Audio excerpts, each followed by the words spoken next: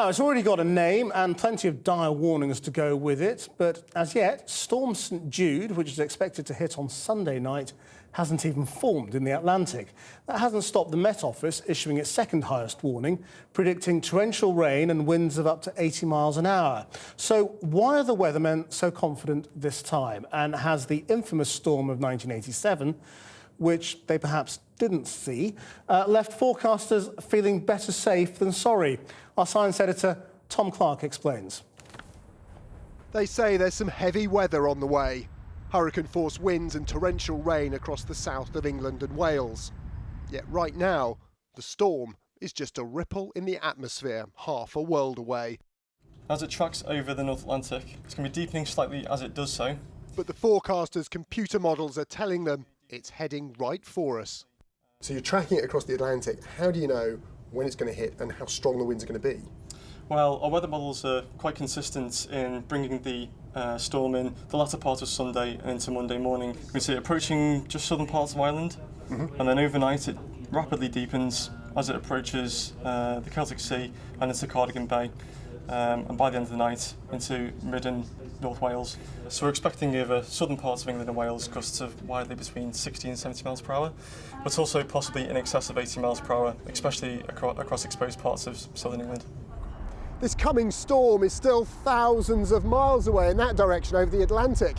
Yet forecasters can say with some confidence it's going to hit the UK around midnight on Sunday. Such is the improvement in our ability to forecast the weather. Today's 4-day forecast is about as accurate as a 1-day forecast was 25 years ago. It's why we're not going to be taken by surprise like we were back in 1987. Earlier on today, apparently, a woman rang the BBC and said she heard that there was a hurricane on the way. Well, if you're watching, don't worry, there isn't. But having said that, actually, the weather will become very windy.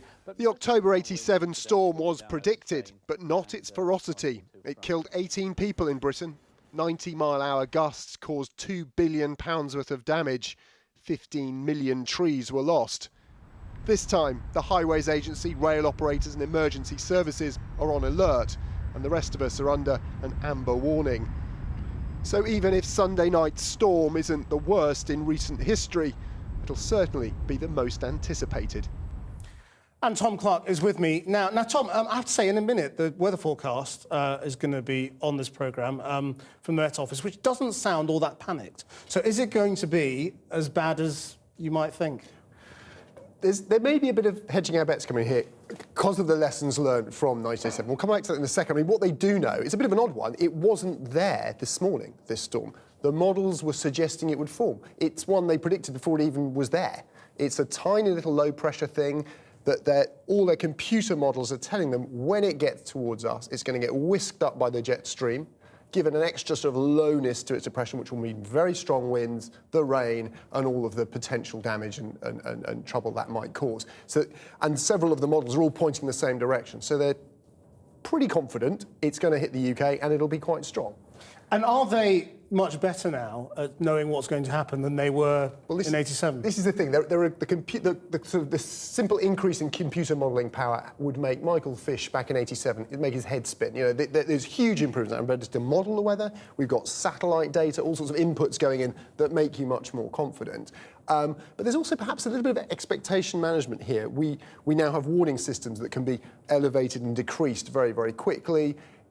And I think possibly a temptation to warn more in the hope that it isn't as bad as it actually could be, to sort of, make sure that you've at least told people it might be bad. There's a bit of taking into account the news cycle as well, you mean? Exactly. I think there might be elements of that. But as things stand, it does look like it is a proper storm, which has the potential to cause quite a lot of damage and a lot of rainfall if it comes this way. Thanks, Tom.